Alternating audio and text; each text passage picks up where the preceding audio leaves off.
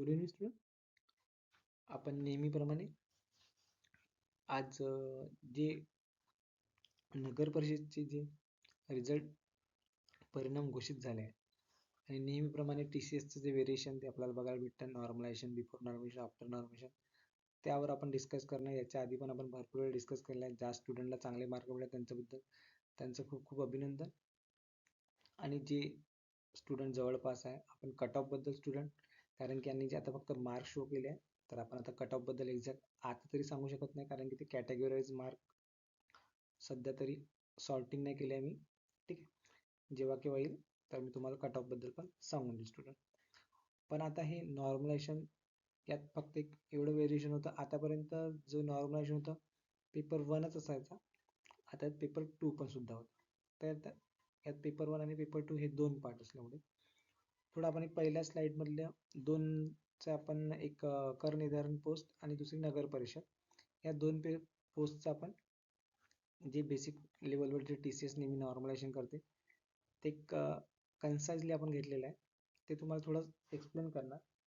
याच्या आधी पण माझे भरपूर लेक्चर झाले नॉर्मलायझेशनवर. नॉर्मल स्टँडर्ड डेव्हिएशन मेथड काय वापरतात, कसं वापरतात आणि ते पर्सेंटाइल मेथड काय वापरतात हे ते फक्त TCS वाले ते पर्सेंटाइल आणि स्टँडर्ड डेव्हिएशन मागतात तेव्हाच 200 आउट ऑफ 200 भेटतात. आतापर्यंत तुम्हाला IBPS मध्ये 200 आउट ऑफ 200 कधी मिळाले दिसणार नाही, कारण की ते हे मेथड वापरतच नाही.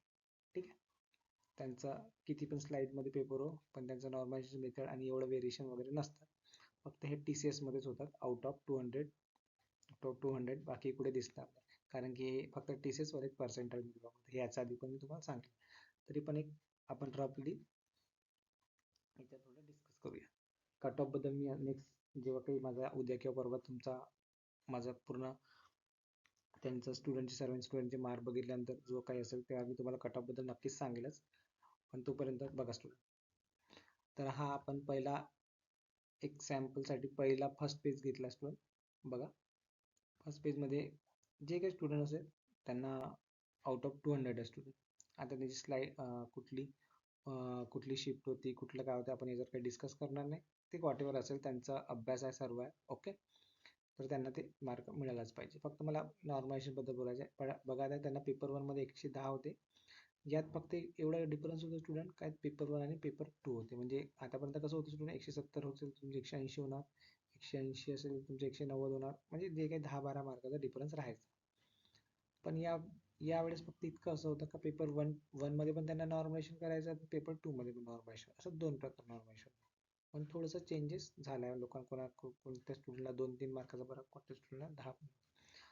आता बघा स्टुडंट, मी तुम्हाला पहिलेच बोललो होतं, इथे हे नेहमी TCS वाले ते स्टँडर्ड डेव्हिएशन लावतात आणि पर्सेंटाइल मेथड वापरतात. ते मी तुम्हाला एका कुठल्या तरी व्हिडिओमध्ये मागे डिटेलमध्ये पूर्ण घेतलं आहे, ते फॉर्म्युला वगैरे कुठला वापरतात, त्यामध्ये आपण डिटेलमध्ये नाही जाऊया. ठीक आहे, बघा स्टुडंट, या जी काही मुलगी अशा विभा पटले वॉटेवर, ठीक आहे, विभा पटले, हा ठीक आहे. बघा, तिला पेपर 1 मध्ये 110 मार्क भेटला. जे काही तुमचा पहिला सेक्शन होता 120चा, तिला 110 मार्क आहे. ठीक आहे, आणि पेपर 2 जो 80 मार्काचा, त्यात तिला 75 मार्क आहे. हे पेपर 1 आणि पेपर 2. आता नॉर्मलायझेशन व्हायच्या आधीचं, ठीक आहे, नॉर्मलायझेशन व्हायच्या आधीचं तिला 110 मार्क आणि नॉर्मलायझेशन 120 मार्क. ठीक आहे, इथे पेपर 2 75 80. बघा स्टुडंट, इथे फरक कसा पडला आता, 110 मार्क तिला ऑलरेडी आहे आणि आता आपला पेपरच 120 मार्काचा होता. ऑब्विसली 120च्या वर तर काही जाणार नाही, ते मध्ये गेले आहे आपल्याकडे, काही बघितले 200 आउट वर पण गेले, पण यांनी कन्सिडरेशन असंच केलं. ठीक आहे, यांनी कन्सिडरेशन 100% इथून कन्सिडर केलं. मी तुम्हाला नेहमी सांगतो पर्सेंटाइल मेथड हे वापरतात. ठीक आहे, हे नेहमी पर्सेंटाइल वापरतात. यांनी 100% इथून कन्सिडर केलं, म्हणजे यांना 100% दिले, म्हणजे 110 म्हणजे 100% झाला.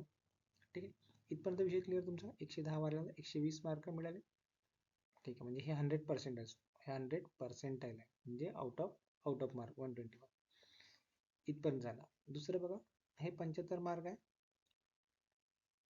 बिफोर आणि हे आफ्टर आहे 80. म्हणजे आता 75 वर त्यांनी 100% केलं, 80 मध्ये कन्वर्ट केले. इथे पण त्यांनी पर्सेंटाइल वापरलं. तेच मला सांगायचं स्टुडंट, इथे हे नेहमी या पद्धतीने पर्सेंटाइल मेथड वापरतात आणि त्या पर्सेंटेज जो हायस्ट असेल, जे कोणते त्यांनी कुठली तरी batch what ever first shift second shift त्यातला जो हायस्ट असेल आणि ओव्हरऑल जो हायस्ट असेल तिथला, आता ओव्हरऑल हायस्ट हीच आहे, मुलगीच आहे, ऑब्विसली तिला 100% कन्सिडर केलं, म्हणजे तिला 100% 120 आणि 80 म्हणजे 200 आउट ऑफ 200. ठीक आहे, म्हणजे तिचे टोटल मार्क होता 110, 75, 185 आणि तिचे 185, तर तिचे मार्क किती झाले 15 वाढून 200 झाले, म्हणजे तिचे 100%. फक्त यात नॉर्मेशनमध्ये त्यांनी 2 वेळा नॉर्मेशन करायचं होतं, पेपर 1 मध्ये पण करायचं होतं आणि पेपर 2 मध्ये पण करायचं होतं. ठीक आहे, इथे ही पहिली मेथड. जसं आता दुसऱ्या स्टुडंटला बघा 115 आहे, 120 केले म्हणजे 5 वाढले आणि इथे 77.5 आहे, 80 केले म्हणजे 200 केले. ठीक आहे, इथे किती 115 आणि 177.50 182.50 होते, म्हणजे याचे पण 17.5 वाढले. ठीक आहे, तेच सेम मेथड वापरतात, पर्सेंटेज कन्सिडर करतात, 100% कन्सिडर करतात, मग 100%चं त्यांचं स्टँडर्ड डेव्हिएशन लावून ते ॲव्हरेज काढतात आणि कुठल्या स्टुडंटला मग एकदा ऑर्डर झाला तर ते डिसेंडिंग मध्ये त्या बॅचमध्ये कन्सिडरेशन करून डिसेंडिंग प्रमाणे ते मार्क प्रोव्हाइड करतात. इथे नेहमी ते पर्सेंटेजच मेथड वापरतात. हे बघा दुसऱ्यानंतर 112.5 118.5 झाला, हायस्ट झाला, मग तिथे 100% मग 99 पॉईंट समथिंग, मग 98 पॉईंट समथिंग, असं त्यांचं पर्सेंटेज मेथड वापरून ते मार्क कन्वर्ट करतात स्टुडंट. आणि हे केव्हा होते स्टुडंट, हे एक तुम्हाला महत्त्वाचं, जेव्हा तुमच्या बॅचेस म्हणजे शिफ्ट जास्त असेल, 10 ते नियर अबाउट 5-6 शिफ्ट असेल, तेव्हा हा खूप जास्त फरक पडतो. हे तुम्ही नेहमीसाठी लक्षात ठेवा. आणि हे TCS मध्ये तर नेहमी आता तुम्ही लक्षातच ठेवा, त्या TCS मध्ये हाच मेथड वापरणार. जेव्हा 5-6 होणार, म्हणजे 5-6 ते 8 शिफ्ट होणार पेपरच्या, तेव्हा हेच मेथड इथे अप्लाय होणार. आता TCS जेव्हा एक्झाम घेणार, म्हणजे ऑब्विसली तुमचं जो कन्सिडरच करा, याच पद्धतीने ते अप्लाय होणार. हे मला पहिल्यांदा तुम्हाला इथे सांगायचं आहे. ज्या कोणत्या स्टुडंटला आउट ऑफ भेटले आहेत त्यांचं खूप खूप अभिनंदन, त्यांचं सिलेक्शन झालंच पाहिजे, त्यांचा अभ्यास आहे त्याचा. आता कट ऑफवर वगैरे आपण बोलूयाच नंतर, कारण की 200 आहे तर आपण कट ऑफवर बोलूया, कॅटेगरीवर जो कट ऑफ उद्या किंवा परवा माझा व्हिडिओ येईलच कट ऑफवर, त्यावर आपण डिस्कस करूया. आपले भरपूर लेक्चर झाले आहे. आणि स्टुडंट याच्या नंतर एक दुसरी स्लाईड घेतली आहे मी, 2 स्लाईड घेतले स्टुडंट, जास्त काही नाही, 2 स्लाईडमध्ये तुम्हाला समजून. आता दुसऱ्या स्लाईडमध्ये मी याच्यात दुनिया तुम्हाला 45 म्हणजे 45% प्रत्येक सेक्शनमध्ये घ्यायचे होते हे तुम्हाला माहीत होतं. ठीक आहे, म्हणून नॉर्मलायझेशन मेथड इथे वेगळ्या पद्धतीने वापरली. ठीक आहे, हे म्हणजे पहिलाच पेपर असा होता का तुम्हाला 2 सेक्शन होते आणि दोन्ही सेक्शनमध्ये 45 घेणं कंपल्सरी होतं. आता इथे पण बघा स्टुडंट, बघा पहिल्या स्टुडंटला 104 मार्क आहे आणि इथे 105 झाले आणि इथे 59 आहे आणि इथे 59 आहे आणि इथे 59 झाले. बघा स्टुडंट, मला काय म्हणायचं आहे, इथे 120 मार्काचा पेपर होता. ठीक आहे, पेपर 1 120 मार्काचा, हा अकाउंट पोस्टचा आहे, अकाउंट आणि ऑडिट पोस्टचा. ठीक, इथे 104 मार्क मिळाले स्टुडंट आणि इथे 105 झाले, इथे 59 आहे. ठीक आहे, इथे 59 आहे, इथे 59.8. तर स्टुडंट मला इथे सांगायचं आहे, तिथे नॉर्मलायझेशन 15 मार्का डिफरन्स झाला, पण इथे का नाही आला 15 मार्काचा डिफरन्स? मी तुम्हाला हे स्टुडंट नेहमीसाठी सांगतो, नॉर्मलायझेशन जास्त फरक केव्हा पडणार, जेव्हा जास्त शिफ्टमध्ये पेपर होणार, जास्त शिफ्टमध्ये पेपर होणार तेव्हा खूप नॉर्मलायझेशन मेथड. आता इथे काय झालं स्टुडंट, या अकाउंट आणि ऑडिटरमध्ये फक्त 1 किंवा 2च शिफ्ट झाल्या स्टुडंट, याच्यात फक्त 1 किंवा 2च शिफ्ट झाल्या. बहुतेक एकच दिवस पेपर होता वाटतं, काहीतरी 25 तारखेला त्यांचा पोस्टपोन होऊन काहीतरी 25 तारखेला पेपर झाला होता स्टुडंट. हा 1 or 2 shift, hardly had 1 or 2 shift, म्हणजे 2 शिफ्टमध्ये काही व्हेरिएशन होणार नाही. त्यांचं सरळ म्हणणं आहे, मॅक्झिमम शिफ्ट मॅक्झिमम व्हेरिएशन, शिफ्टच जास्त नाही, कारण की याचं अप्लिकेशन कॉमर्स असल्यामुळे अप्लिकेशन काही 20-25 वॉटेवर होत्या आणि 2 शिफ्टमध्ये अख्ख्या महाराष्ट्रामध्ये पेपर जायला कॅपेबिलिटी होती.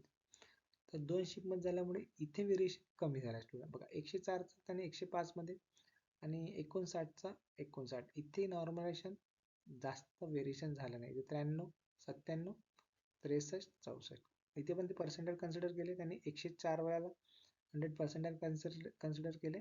ठीक आहे, आणि इथे जास्त व्हेरिएशन यासाठी झालं नाही स्टुडंट, का इथे शिफ्टच नव्हत्या, शिफ्टच 2 शिफ्ट असल्यामुळे जास्त व्हेरिएशन होणार नाही. मला हेच तुम्हाला दोन स्लाईडमध्ये तुम्हाला हेच समजावणार, जे काही येणारे पेपर असेल तुमचे, वाट एव्हर TCS घेणार असेल, IBPS मध्ये तसं काय हा प्रकार होत नाही. मी आतापर्यंत एवढे मॅक्झिमम बघितले. आउट ऑफ 200, आउट ऑफ 180, 185 पर्यंत जातात स्टुडंट. आउट ऑफ 200 तर मी बघितले नाही. ते तर आतापर्यंत मला बघायला मिळाले नाही IBPS मध्ये तरी. फक्त यात मिळाले कारण की यात हा प्रकार आहे. तर आता ज्या ज्या स्टुडंटचं झालेलं आहे, मी याच्यावर अकाउंटंट ऑडिटर आणि बाकीचे जे पेपर आहे सिव्हिल वाले सर्व जे काही टेक्निकल असेल नॉन टेक्निकल असेल त्यांच्यावर मी कट ऑफ तर 1-2 दिवसात तुम्हाला पुटअप करून देईल. कॅटेगरी वाईज चेक करणार. फक्त मला इथे सांगायचं जे स्टुडंट अभ्यास करताय त्यांचा अभ्यास स्टडी सुरू ठेवा. जे काही तुमचे येणारे पेपर असेल काय तुम्ही खचून जाऊ नका. जे काही TCS ने पेपर घेतले त्यामुळे आपला असं व्हेरिएशन होते असं वगैरे काही नाही. तुमचा अभ्यास जर 100% असेल तर तुमचं होणारच. आणि जे काही तुमचे येणारे पेपर असेल तर तुमचा TCS किंवा IBPS whatever कोणी घेत असेल तर तुम्ही लक्षात ठेवा की आपलं हे असं कन्सिडरेशन राहीलच. जास्तीत जास्त शिफ्ट राहील तर जास्तीत जास्त बदल, कमी शिफ्ट राहील तर कमी बदल. आता तुम्ही जर सप्लाय इन्स्पेक्टरचा पेपर बघितला असेल जास्त व्हेरिएशन नाही दिसणार असेल. तिथे 6 शिफ्ट असेल पण व्हेरिएशन जास्त दिसणार नाही कारण की IBPS एक स्टँडर्डाइज वेगळं मेथड असते. ते हे पर्सेंटाइज स्टँडर्ड डेव्हिएशन मिक्स करून वापरत नाही. हे TCS मध्ये वापरतात आणि याला कोणी चॅलेंज करू शकत नाही. हे त्यांचं आता ठरलेलं आहे आणि त्यांनी सर्व ॲडमध्ये सर्व दिलेलं आहे. ठीक. तर आता याच्याबद्दल कट ऑफ वगैरे काय वॉट एव्हर मी कट ऑफवर उद्या किंवा परवाचा व्हिडिओ येईलच. ज्या स्टुडंटला चांगले मार्क मिळेल त्यांचे खूप खूप अभिनंदन. आणि असाच आपला अभ्यास तुम्ही सुरू ठेवा. जर तुम्हाला काही क्वेरीज असेल, काही विचार असेल तर माझ्या टेलिग्राम चॅनलला जॉईन करा. मी तुम्हाला याच्या व्यतिरिक्त एक्स्ट्रा इन्फॉर्मेशन सुद्धा तुम्हाला प्रोव्हाइड करेन. ठीक आहे. Thank you student. Thank you. Thank you so much.